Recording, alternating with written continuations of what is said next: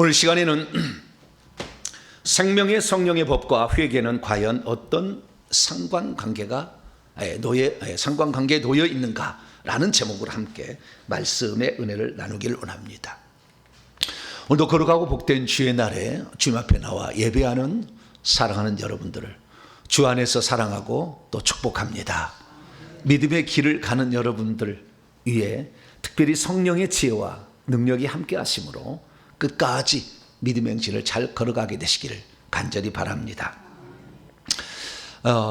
제가 요즘에 로마서 강의를 새벽에 하고 있습니다. 로마서 강의를 2015년에 한 적이 있는데 딱 10년 만에 다시 하게 된 겁니다.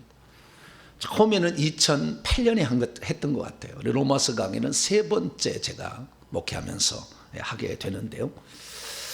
근데 이 로마서 강의 하면서 많은 것을 제가 생각하게 됐어요. 처음에는 제가 로마서 강의 이거 너무나 쉽게 아는 것이고 또 잘못 오해하고 있는 게 많아서 이게 설명하기가 쉽지 않겠다라는 생각이 들었는데 이제 잘 풀려가고 있는 것 같아요.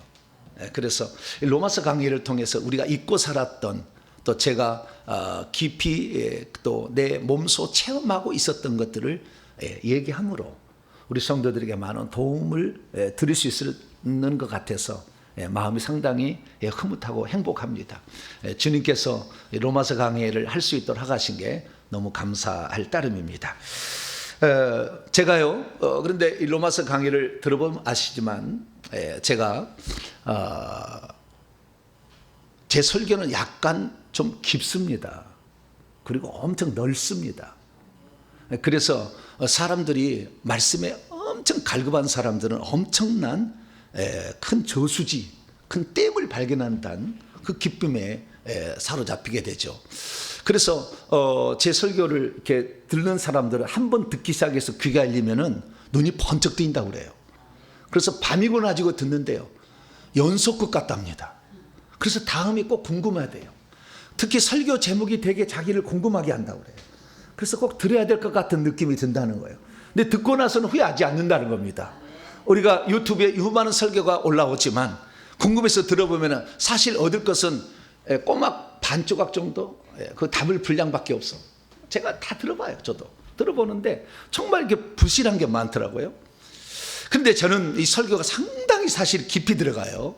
깊이 들어간 설교를 하는데 사람들이 처음 듣는 사람도 있을 거 아니에요? 그럼 이것이 깊이 있는 설교인지 이거 잘 모를 수 있잖아요. 그래서 저는 아주 평범한 IQ에다가 평범한 사람이기 때문에 누구든지 들을 수 있도록 설교를 이렇게 해왔어요. 그래서 제가 점검을 해봤어요. 내 설교의 특징은 무엇인가 라고 딱 제가 생각을 해보니까 두 가지인 것 같아요. 첫째, 성경에서 어떤 원리를 찾아준다. 이것은 이것이다 라는 원리를 찾아준다는 거예요. 그러니까 대입만 하면 항상 똑같은 답이 나오는 어떤 공식을 찾아준다는 거예요. 다른 사람들은 이 공식을 대입해서 나오는 어떤 결과를 얘기해서 촉구를 하는 거예요. 너도 이런 복을 받아봐라, 이런 식이죠. 그럼 어떻게 해야 되는지에 대해서는 얘기를, 어떤 개인적 사례를 얘기할 뿐이지 공식은 아니야. 잘 들어보세요.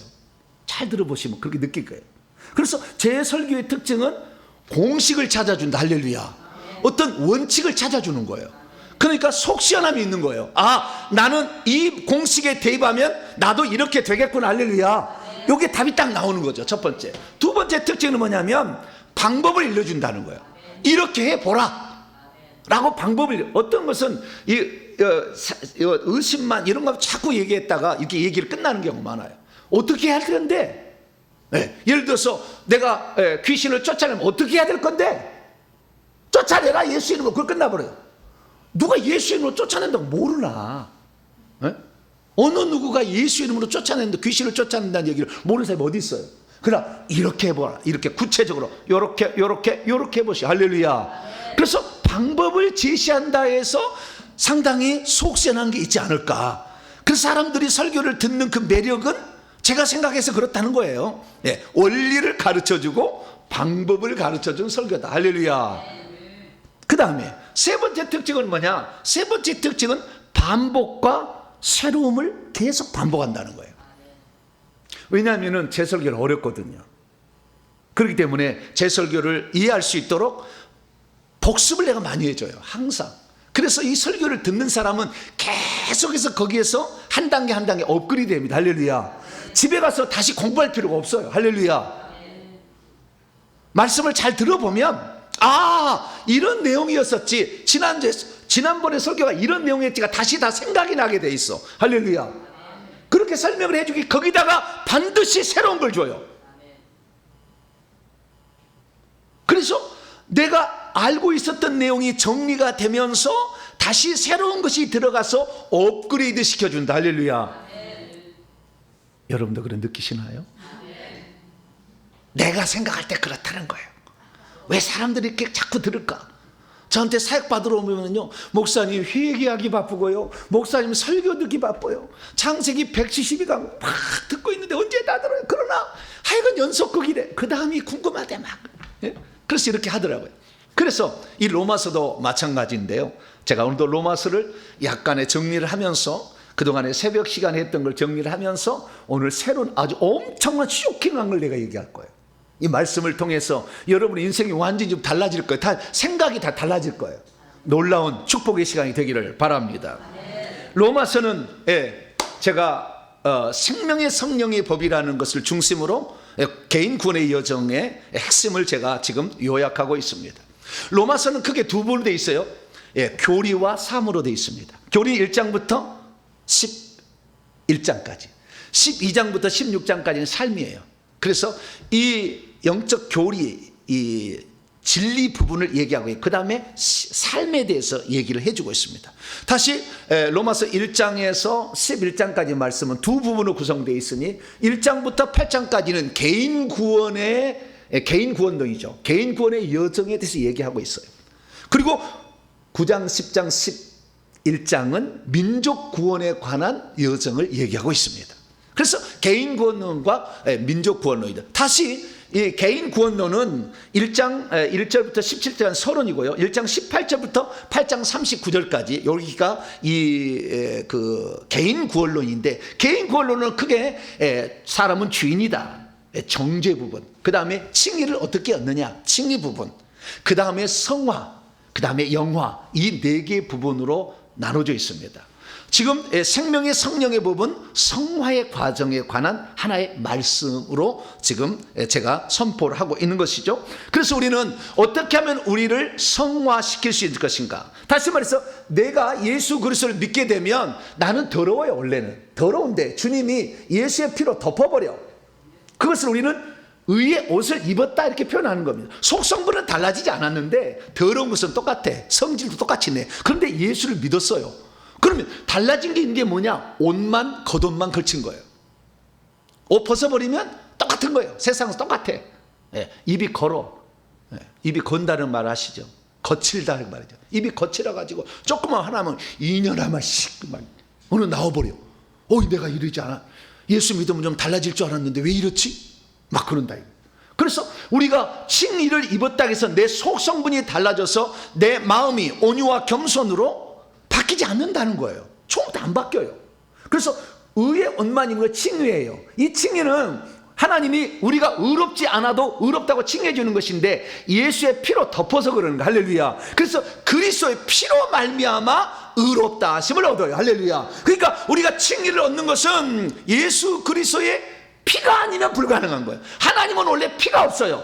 피 흘리려고 사람 되신 분이 예수님이에요. 그래서 우리 죄를 위해서 예수님이 사람 되셔서 피를 흘리셔가지고 우리의 죄를 덮어버림으로 하늘의 행위죄가 뭐 덮어버렸어. 없어진 건 아니에요. 덮어버려. 그 다음에 우리를 구원하려고 성령을 보내셔요. 당신이 생명 주는 영으로 오셔서 우리 마음속에 들어오셔요. 그래서 우리가 구원이 일어나는 겁니다. 할렐루야. 그래서 칭의를 받으면 구원이 일어나는데, 칭의는 곧 예수 그리스도의 피로 말미암은 죄 사함에다가 플러스 생명 분배가 일어나는 거죠. 그래서 우리가 구원을 받는 겁니다. 할렐루야. 그러니까 칭의도 이 생명 분배를 넣을 수 있느냐 안 넣느냐에 따라서 어떻게 구분할 수 있지만, 구체적으로 정확하게 얘기하면 죄사함 부분이에요. 죄사함만 그리스도의 피로 칭의를 얻는다 그래요. 근데 생명 분배는 또 다른 영역이에요. 그래서 예수 그리스도를 믿어서 이 사람이 죄사함을 받은 자가 있지만 생명이 그 속에 들어가지 않아서 교회를 다닌 사람 중에 생명책에 이름이 기록되지 않은 사람이 있더라고. 그러니까 예수 그리스도를 믿어. 안 믿은 게 아니야. 십자가에서 죽으신 것이 나의 죄를 죽었다는 걸 믿어. 믿고는 있으나 아직 생명이 들어오지 않은 사람도 있더라고요. 그래서 이것은 동시에 예수 믿을 때 진행되는 사람도 있고 좀 시간이 지나서 뭐 몇 달, 1년, 몇 년이 지나서 이렇게 할 수 있어요. 그래서 여러분의 생명책에 기록된지를 꼭 확인해 보시기를 바랍니다. 네.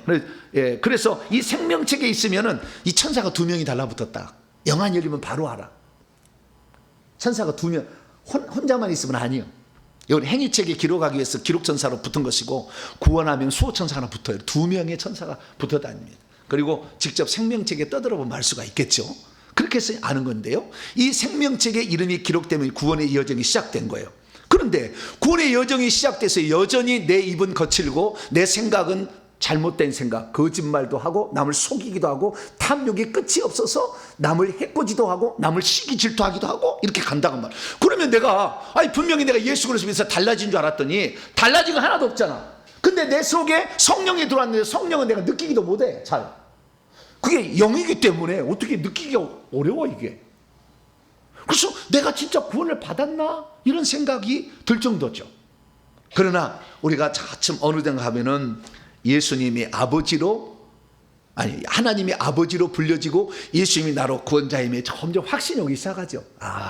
나는 구원을 받아. 특히 그러다가 어느 날 방언을 말하게 되면 성령이 내 영에 들어와서 내 영이 말하게 함으로 방언을 하기 때문에 방언을 하는 사람들은 내가 구원을 받았구나라는 것을 어느 정도 확인할 수가 있죠. 말을 못한다고 해서 구원 못 받은 건 아니에요.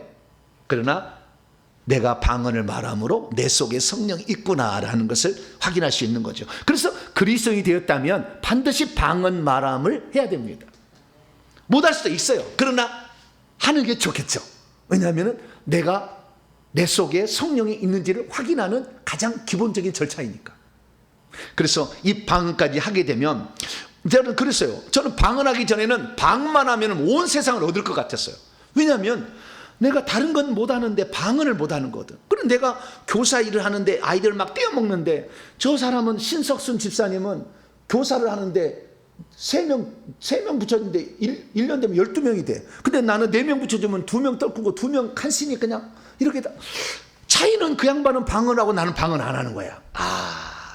나도 예수 믿고 저도 예수 믿는데 차이는 이거구나. 주여 나도 방언을 말해서 성령 능력 확 받아가지고 저 아이들을 싹 사로잡아서 내가 전부 다 부흥을 시켜가지고 잘해라.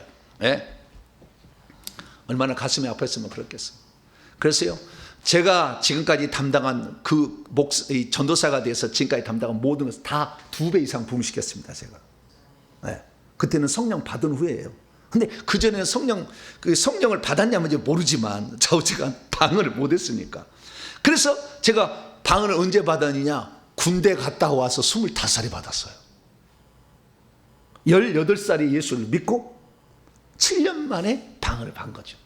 그래서 방언을 받는 순간은요 흥분이 돼가지고 혹시 내가 방언 혹시 집에 가면 못하는 거 아니야? 한 번 더 해봐야지. 내가 혹시 또 잊어버린 거 아니야? 또 이게 내가 잘못 받은 거 아니야? 맞기는 맞는 것 같아. 방언 받은 것 같아. 여러분도 그런 경험 있으시죠? 네. 그래서 방언했더니 온 세상이 내 것 같더라고요. 이야, 드디어 나도 성령의 능력과 은사를 받았으니 이제 모든 것은 내 손안에 쫙 들어올 거야. 쫙 생각했어요. 그런데 나에게 방언을 가르쳐준 그분이 나의 첫 번째 스승이에요. 이상관 목사님이라고 생명의 성령의 법 세미나 유튜브 치면 딱 나와요. 생명의 성령의 법 세미나 이상관 목사. 이분이 나에게 방언을 하게 하신 분이에요. 그런데 제가 옆에서 지켜봤거든요. 그런데 저에게는 얼마나 자상한 분인지 몰라. 그분이. 나는 그러면 처음 봤어.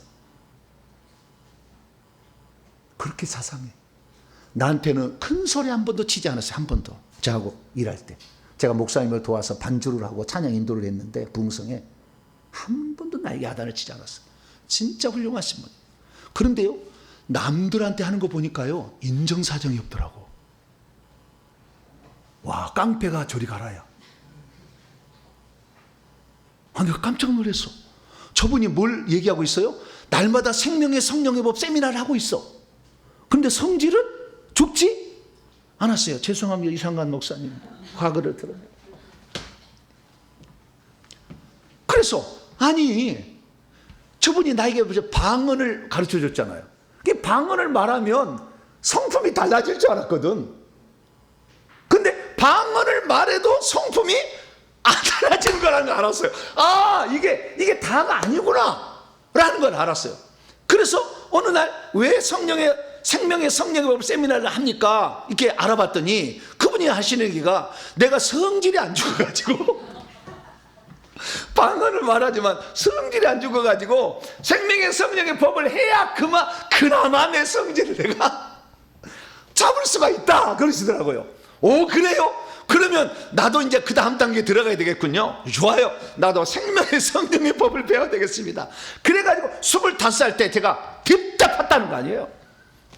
대학을 휴학을 내놓고 공부를 했어요. 그래서 제가 25살 때가 90년입니다. 1990년에 생명의 성령의 법을 터득했어요, 제가. 그래서 35년을 제가 살아왔어요, 그 다음에. 그래서 내가 이 얘기를 하는 거예요. 그러니까 제가 얘기하는 것이 어느 날 책 보고 와가지고 로마서 강의하니까 무슨 주석 보고 와가지고 한 얘기가 아니라고. 잘 들어보면 아셔. 오랫동안 내가 고민했거든. 과연 성품을, 내 속성분을 달라지게 하려면 어떻게 해야 되느냐? 생명의 성령의 법을 알아야 된다는 거예요. 그렇구나.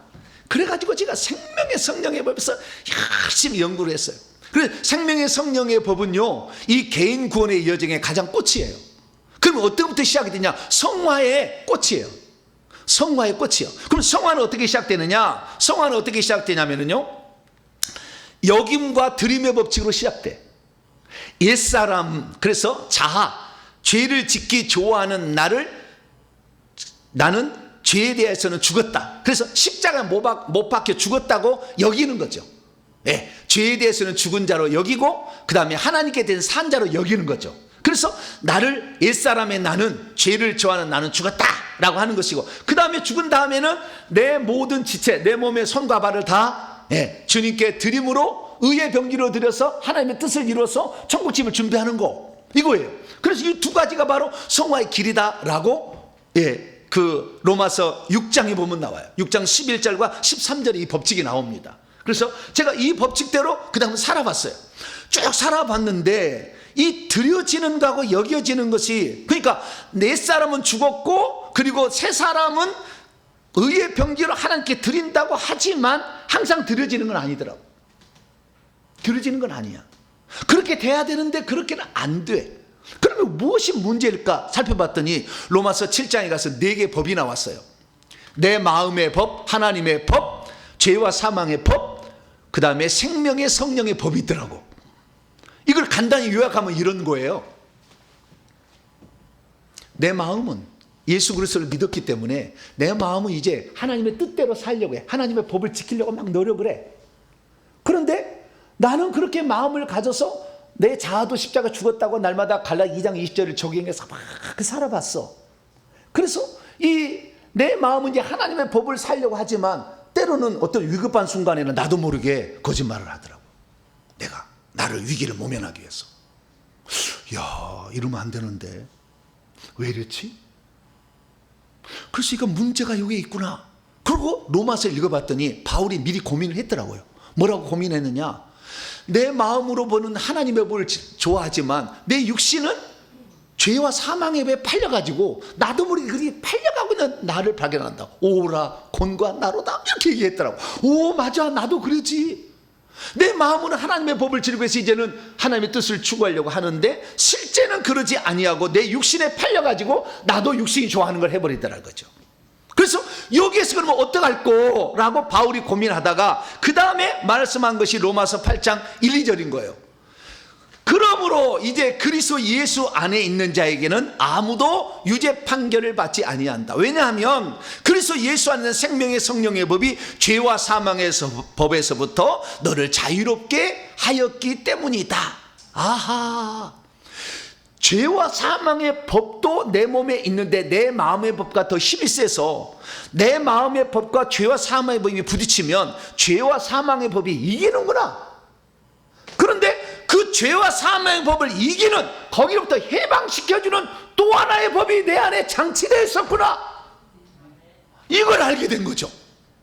그래서 여김의 드림의 법칙에서 이것이 실행에 옮겨지기 위해서는 생명의 성령의 법을 내가 작동을 시켜야 되는데, 이미 장치가 되었는데 작동을 안 시키고 익히고 오직 내 자아는 죽었다, 그리고 내 몸을 드려야 되겠다 하지만 실제는 안 되더라는 것을 발견하게 됐죠. 그래서 거듭난 사람에게 있어서 이 네 가지 법은 계속 있다고 바울이 얘기한 거예요.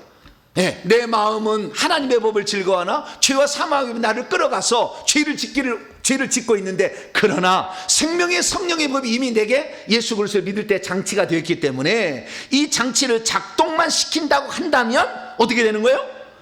생명의 성령의 법 안에 들어가서 죄 짓지 않는 삶을 살게 된다. 할렐루야. 그것을 알게 된 거죠. 그래서 이 생명의 성령의 법을 작동시키는 법이 무엇인지를 찾아봤더니 로마서 8장에 이것을 얘기하고 있었어요. 그래서 오늘 생명의 성령의 법을 작동시키는 그 법의 원리에 따라서 그 설명하면서, 그러나 또 생명의 성령의 법을 작동시킨다 할지라도 여전히 내가 왜 오늘도 병드는데 못 낫고 가난은 허덕이는 것인지, 거기까지 오늘 엄청난 진보를 이룰 겁니다. 거기까지 말씀을 살펴보려고 하겠습니다. 자, 그러면 문제는 뭐냐? 생명의 성령의 법만 내가 알면은요, 모든 것을 나는 다 이길 줄 알았어요. 그전에는 방언만 하면은 내가 된다 생각했어. 근데 방언은 기본이더라고, 보니까. 그래서 성화를 위한 여김과 드림의 법칙을 또 한참 적용해 봤어. 오, 된다. 그런데 어느 날 거짓말하고 있더라고. 그리고 약간 음란한 생각도 들고 이렇게. 이게 아닌데 왜 이렇지? 왜 나는 죄를 나는 그리스도의 십자가 못 박혀 죽었다 하는데 안 되지? 그러다 보니까 작동을 안 시킨 거예요. 여기에 선풍기가 있어요. 아무리 좋은 선풍기가 있어도 틀지 않으면 시원하지 않아. 있기는 있어. 장치가 되어 있어. 왜? 엄청난 이 시스템이 다 갖추고 있어도 쓸 줄을 모르면 무용지물이야. 어른들 70세 80세 먹은 할머니가 스마트폰 아무리 좋은 거 사줘봤자 전화하고 사진이나 찍을지 더 이상 못해. 잘. 왜요? 작동하는 원리를 잘 모르니까.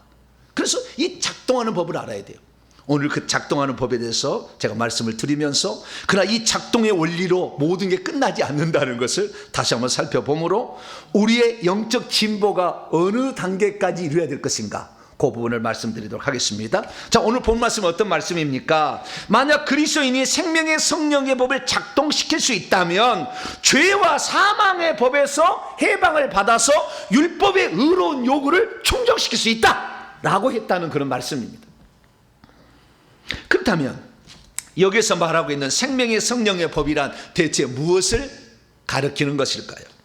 과연 생명의 성령의 법은 어떻게 해야 내 몸에서 작동이 되기 시작하는 것일까요?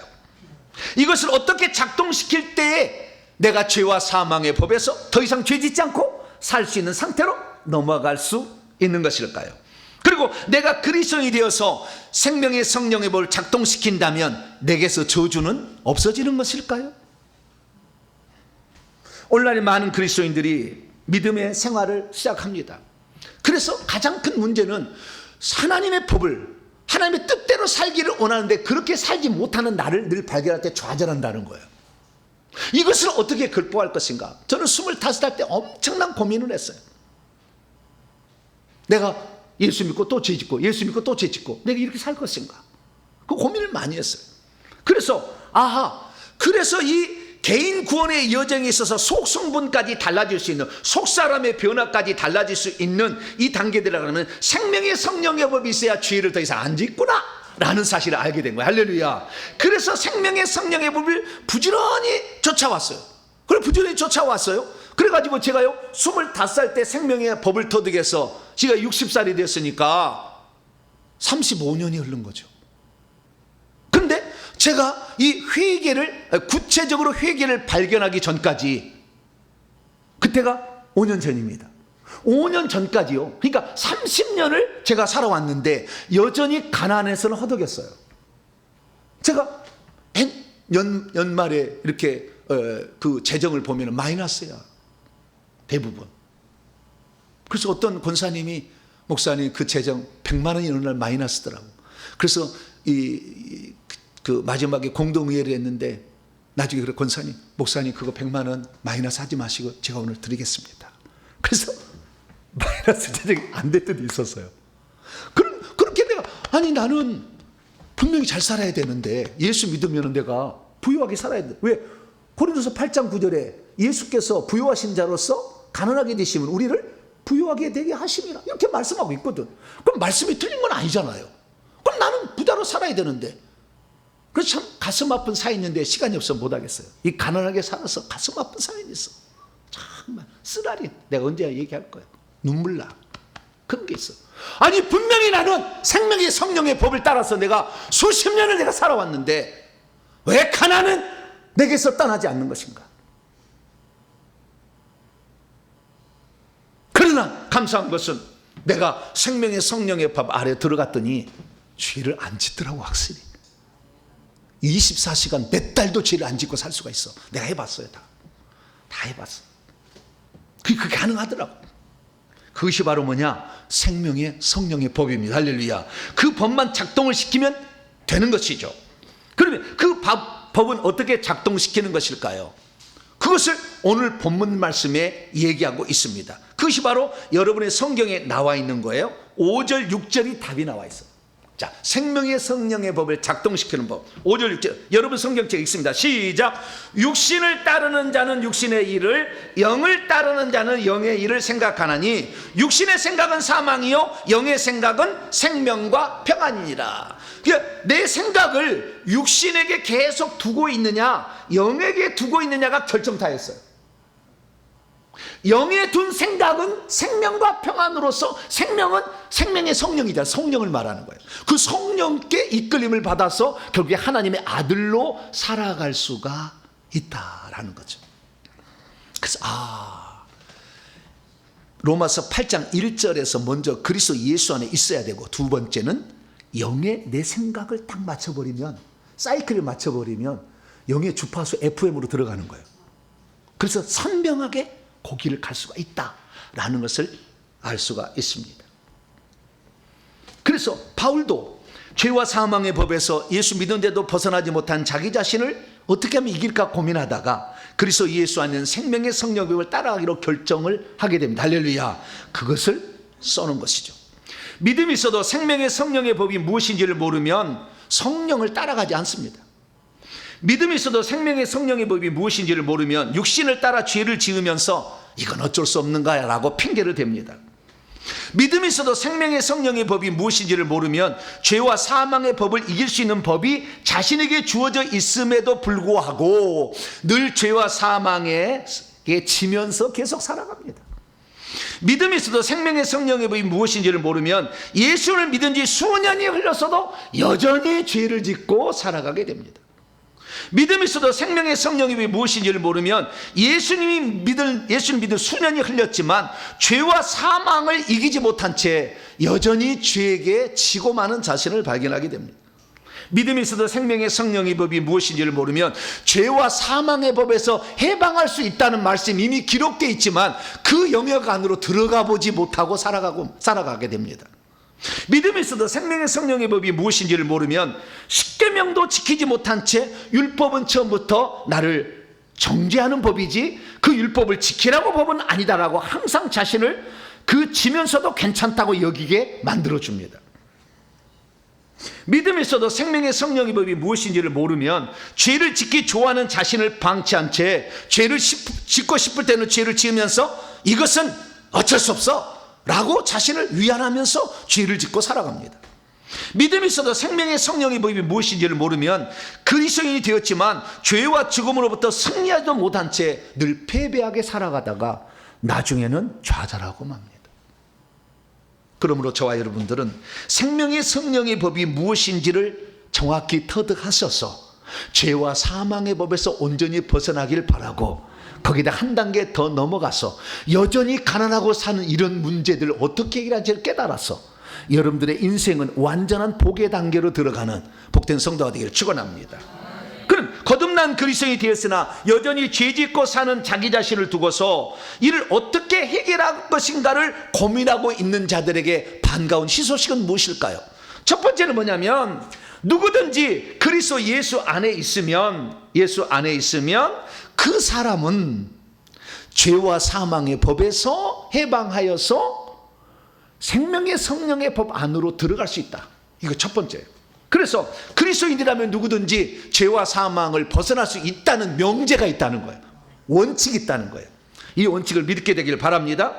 두 번째는 뭐냐? 두 번째는 로마서 8장 3절에 4절인데요. 이건 뭐냐면 죄와 사망의 법에 늘 지고 있던 이들이 생명의 법을 작동을 시키면 율법의 의로운 요구가 이루어져 버린다는 거예요. 쉽게 말해서 십계명을 지키고 사는 거예요.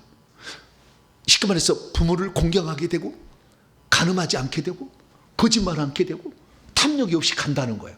그럼 어떻게 이게 가능하느냐? 이것이 신비인데 이것이 예수 그리스도께서 해주신 일이 그렇게 되는 거예요. 자, 로마서 8장 3절 4절 보면 왜냐하면 육신으로를 통하여 연약하여 할 수 없는 육신 안에 뭐가 들었어요? 죄가 들었어.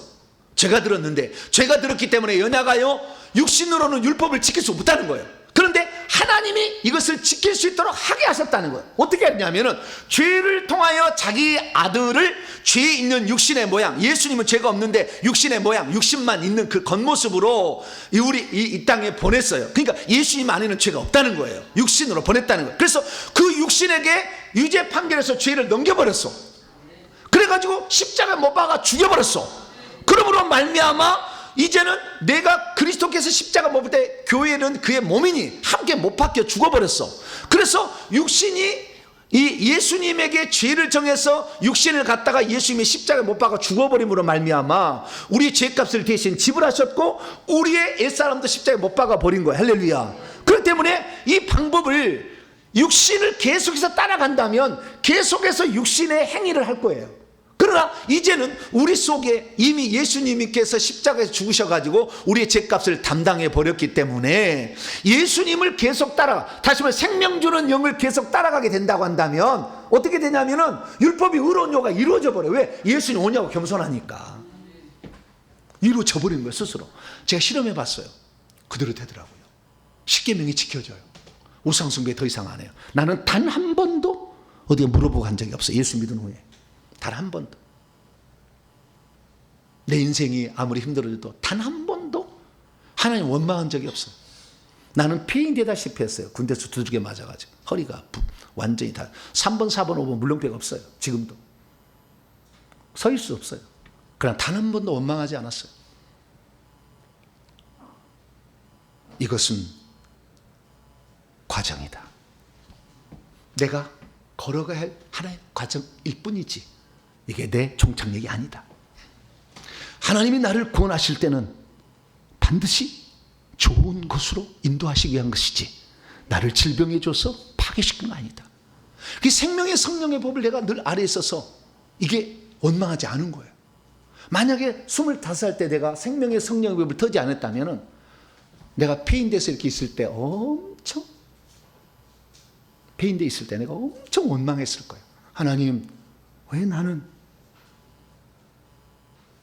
평생 불구자로 살게 하시려고 이런 병을 주셨습니까? 이렇게 얘기했을 거예요. 그런데 아니야. 생명의 성령의 법이 있어서 절대 나는 원망하는 나는 존재하지 않아. 나는 불평하는 나는 없어. 나는 그리스도 예수와 함께 오늘도 옛사람은 십자가에 못 박혔고 성령을 따라가는 나밖에 없어. 할렐루야. 그래서 더 이상의 이 원망 불평하지 않는 서는 삶을 살게 된 거예요. 그래서 우리가 죄와 사망의 법에서 이길 수 있는 생명의 성령이 주어졌다는 것이 희소식이고, 그 다음에 이 생명의 성령의 법을 따라가면 율법의 의로운 요구가 이루어져 버린다는 게 희소식이고, 세 번째는 뭐냐? 세 번째는 나 자신을 계속해서 영에게 드린다고 한다면, 내 생각을 영에 두고 육신에 두지 않게 된다고 한다면 나는 성령의 열매를 맺게 된다는 거예요. 할렐루야. 여기 세 번째. 그래서 오늘 본 말씀 나와 있습니다만은 이 아까 그 말씀을 제가 생략하고요. 생략하고 그 5절 6절의 말씀, 영에 내가 생각을 두게 되면 결국에 내가 육신에 팔리지 아니하고 죄와 사망의 법에 들어가지 아니하고 생명의 성령의 법으로 들어갈 수 있다. 할렐루야. 이것이 희소식입니다. 그래서 어떻게 하면 그러면 우리는 죄와 사망의 법에서 이길 수가 있는가? 기초적으로는 내 자신을 십자가에 못 박아 죽은 걸로 인정을 해야 돼. 그것이 로마서 6장 13절인데요. 먼저 그렇게 한 다음에 6장 11절에 그리고 6장 13절에 가서는 우리의 몸을 지체를 하나님께 드려야 되는 거예요. 그런데 하나님께 드려야 되는데 드려지지 않는 자신을 발견하게 되는 거예요. 그래서 드려지지 않는 자신을 발견하게 될 때는 왜 그랬냐 봤더니 내 생각을 육신에게 두고 있었던 거예요. 그래서 온전히 벗어나지 못했던 거예요. 그래서 그 다음부터는 내가 생각을 했어요. 내 생각을 완전히 어디에요? 성령께 드리자라고 결정한 거죠. 그리고 로마서 5장 6절이죠. 육신을 따르고 있는 자는 내가 예수를 믿고 있어도 생명의 성령의 법에 안에 있어도 육신을 따르게 되면 생명의 성령이 작동하지 않아. 왜? 육신의 일을 쫓아가서 육신의 열매를 맺기 때문에. 그래서 내 속에 있는 생명의 성령이 작동하기 위해서는 내 영을 성령께 두는 거죠. 그래서 영을 따르는 자는 그 영의 일들을 계속 마음에 두고 있는 거예요. 그리고 육신의 생각, 사고방식은 사망이고 영의 생각은 정신상태 사고, 열망은 생명과 평안이기 때문에 내가 지금 영을 따라가고 있는지 생명을 따라가고 있는지 결과를 통해 알 수 있어요. 사망의 느낌이 계속 나온다. 그러면 지금 어디예요? 육신을 따라가고 있는 것이고, 내가 지금 막 음란의 생각이 든다. 거짓말을 막 하려고 한다. 미워하는 마음이 생긴다. 시기 질투의 마음이 생긴다. 그건 뭐예요? 지금 육신에게 내 마음을 두고 있는 거예요. 사실은. 그래서 내 영에게 이 성령을 거룩하잖아요. 그렇기 때문에 영에게 생명을 두면, 그게 우리의 생각을 두게 되면 그분 생명과 평안이에요. 항상 바르바르하고 신선하고 깨끗하고 소망을 주고 용기를 주고 희망을 주면서 그 다음에 환경과 상관없는 평안이 밀려와. 할렐루야. 이게 바로 생명의 성령의 법에 들어갈 작동시키는 방법이었어요. 그러니까 저는 과거에는 예수만 믿으면 좋은 줄 알았어. 다 끝난 줄 알았어. 그때 아니더라고. 성령만 받으면 방언만 하면 다 된 줄 알았어. 아니더라고. 생명의 성령의 법을 제가 알면 다 될 줄 알았어. 그래서 딥다 팠어. 그냥 팠어. 그래가지고 진짜 살아봤어. 그랬더니 아니나 다를까요? 죄 안 지어요. 제 고백입니다. 1년도 안 지어봤어. 죄를 안 짓게 돼. 그러나 사람은 나는 죄를 짓지 않으려고 하는데 상대방이 나를 죄짓적으로 만들어. 어쩔 수 없어. 그 다음 내 눈앞에 펼쳐지는 것은 영상등에서 음란한 영상이 막 지나가도 있잖아요. 나는 그거 상관없는데 어느 날 그게 한 번씩 볼 때가 있다니까. 거의 안 봤어요. 내가 자우지가 네. 팔릴 때가 있다 이 말이요. 이렇게 팔릴 때 있단 말이요. 아니 나는 분명히 생명의 성령의 법을 내가 지금 지키고 있는데도 환경이 나를 그렇게 안 만들어준다니까. 그래서 내가 지고 사는 것을 내가 발견했어요. 그래서 나는 십자가에 못 박혀 죽었어. 나는 영의 생각을 들을 거야. 할렐루야. 성령이여 주 예수여 나를 붙잡아 주소서. 침이라도 골깍 삼키고 물이라도 먹고 정신을 차리고 다시 또. 그런데 문제는 뭐 있느냐. 그렇게 살아왔는데 제가 개척을 했는데요. 이 생명의 성령의 법으로 모든 성도들을 가르치면 되겠다. 그러면 더 이상 죄짓지 않는 그런 삶을 살 수 있지 않겠느냐. 근데 실제 가르쳐 보니까 성도는 죄짓기를 좋아하더라고. 생명의 성령을 따라가기 싫어해. 죄 짓는 걸 좋아해. 이거 가르쳐 봤자 잘 안 따라온다. 네, 그래서요 생명의 성령 하다가 별로 안 했어. 우리 성도들에게. 제가 이상관 목사님의 복사판이에요. 물론 그분하고는 완전히 많이 달라졌지만 처음에는 그랬어요. 그래서 죄를 안 짓는 나 자신을 계속 보존하고 있었는데요. 그래가지고 개척을 했네. 6개월 만에요. 6개월 됐는데 40명이 모였어요. 1년 되니까 120명이 모였어요. 이 성전이 너무 복잡해가지고 성전을 350평으로 이사를 갔어요. 잘 될 줄 알았어요. 그런데 아니나 다를까 2년이 지난 때부터 성도가 하나씩 둘씩 빠져나가기 시작하네. 절반으로 줄더라고. 그래서 제가 주님, 제가 생명의 성령의 법을 잘 실천하고 있는데 왜 그렇죠? 아시잖아요, 주님. 나는 진실해요. 아시잖아요, 주님. 나 전도하기 위해서 이 동탄, 이 아파트를 3,000세대 이것을 발이 닳도록 내가 계단을 다 오르다 다 전도했잖아요, 내가. 전도지 붙이고 전도. 근데 왜 안 되는 것입니까? 잘 돼야 되잖아. 형통해야 되잖아.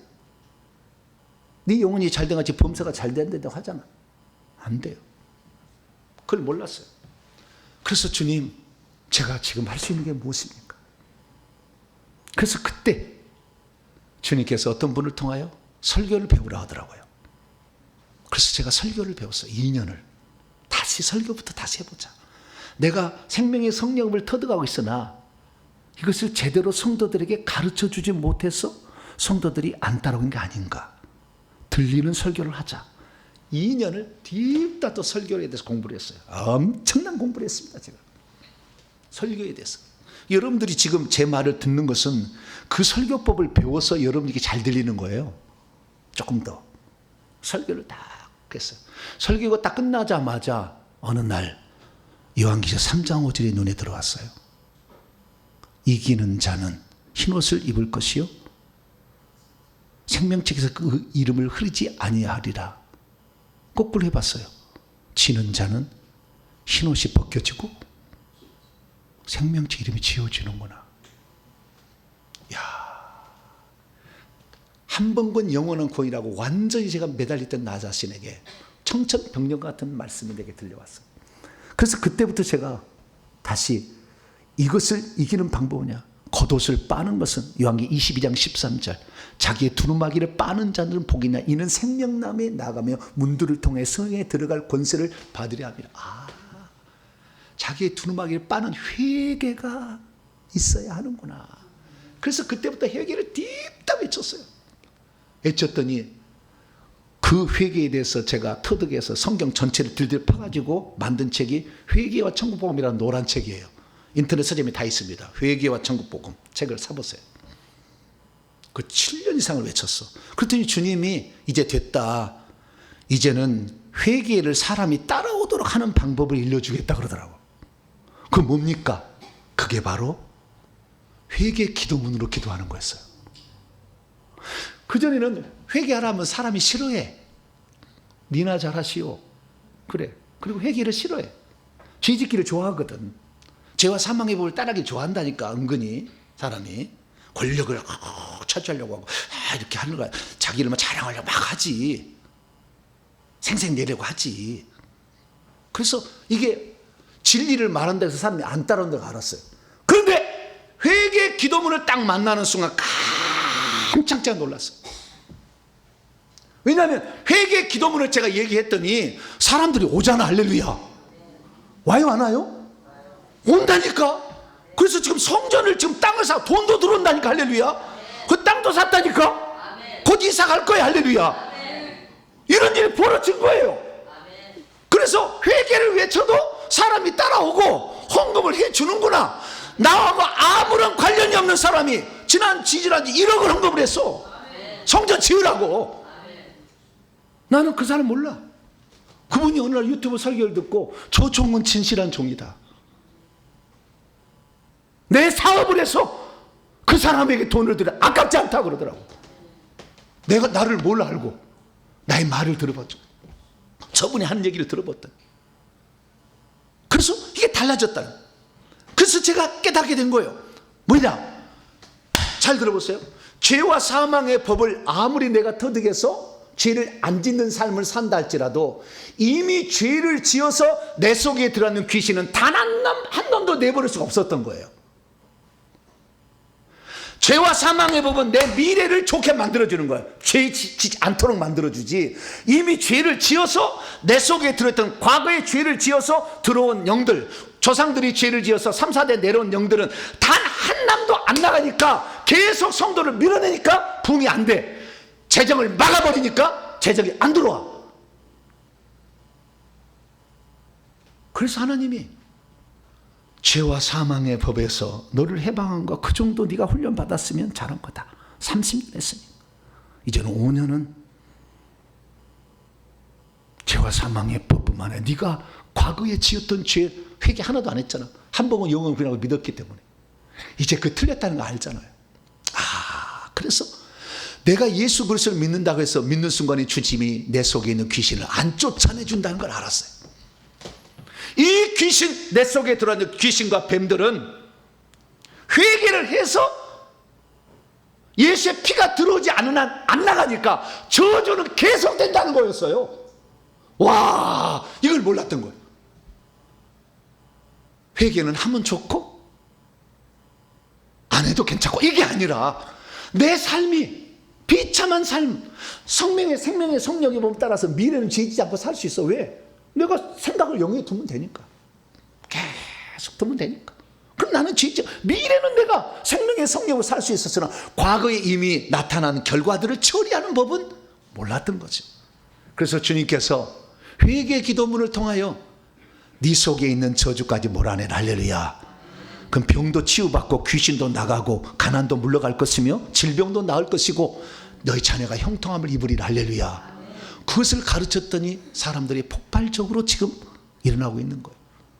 여러분들은 이런 고민을 하지 않았지만 엄청난 세계에 지금 들어온 거예요. 그래서 저와 여러분, 예수 그리스도를 믿고 거듭났고 생명의 성령의 법을 실천한다 할지라도 왜 저주가 떠나지 않은지를 알아야 돼요.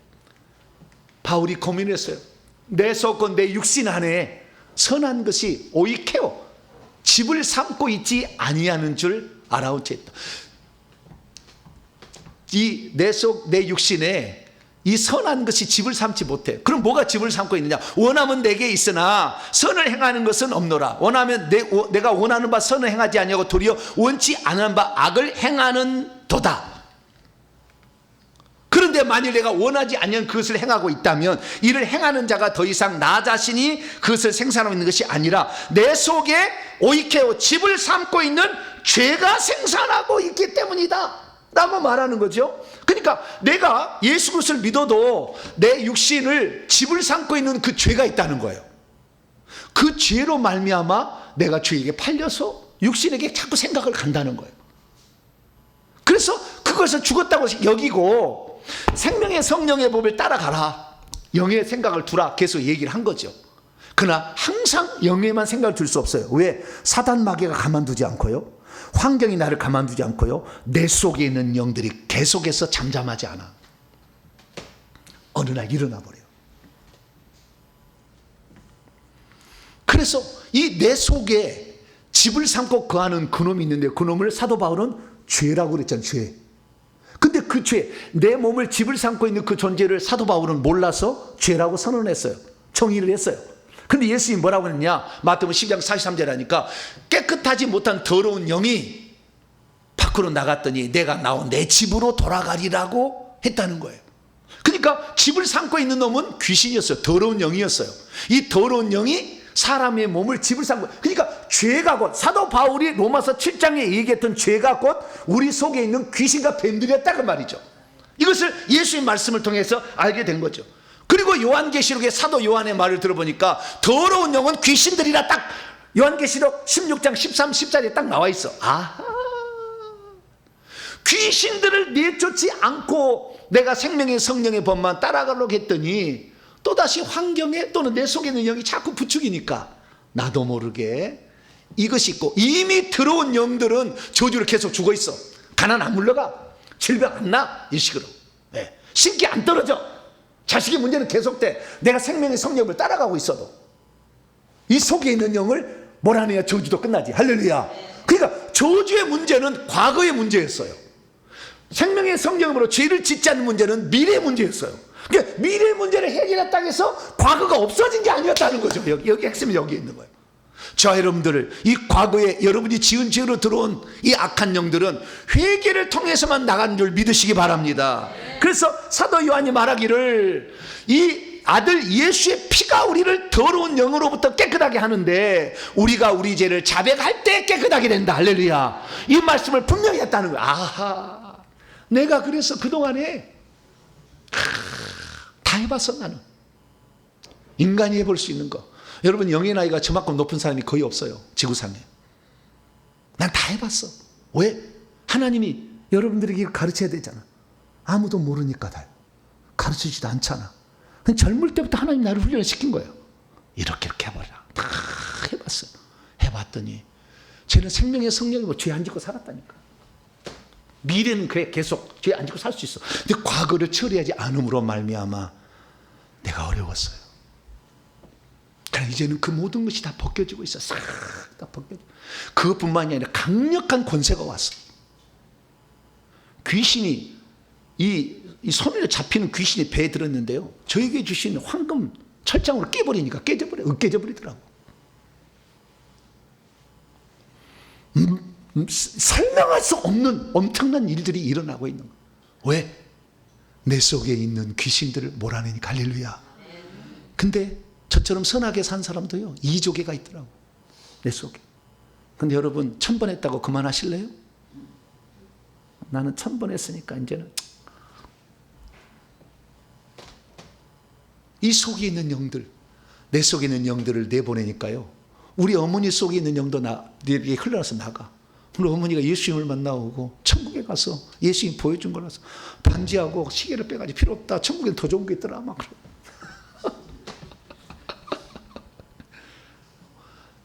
부모하고 자식은 통로가, 영적 통로가 있어. 그래서 그들까지 좋게 만들 수가 있어. 할렐루야. 이 좋은 거 하실래 안 하실래? 에이, 회개 기도만 하면 귀신이 막 나를 건드니까 힘드니까 그만해야지. 괜히 긁어부스럽니다. 벌집 쑤셔놨다. 아이고, 그러실래요? 그러면 여러분 평생 죄에게 지고 살 겁니다. 그리고 그의 끝은 사망입니다. 어디로 가시겠습니까? 생명의 성령의 법을 따라 미래를 죄짓지 않고 살기를 바라고, 율법의 의로운 욕을 위해서 십계명이 지켜지는 삶을 살기를 바라고, 그러나 과거에 이미 들어왔던 영을 몰아내므로 축복된 삶을 통해 내 자식에게 하나님 살아계시지 않느냐 보여줌으로 가족까지 전도하시고, 천국에 갔을 때 죄 없는 상태에서 선한 일을 많이 해서 주의를 감당하면 천국집을 잘 장만하는 복된 성도 되기를 축원합니다. 하나님 감사합니다. 왜 회개를 해야 되는가? 과거의 문제였습니다. 미래의 문제는 생명의 성령의 법으로 해결할 수 있었지만 이걸 몰랐습니다. 주여, 이제 미래는 생명의 성령의 법으로 승리케 도와주시옵고, 과거의 더러움은 회개를 통해서 청산하게 도와주시옵소서. 우리 주 예수 그리스도의 이름으로 기도하옵나이다.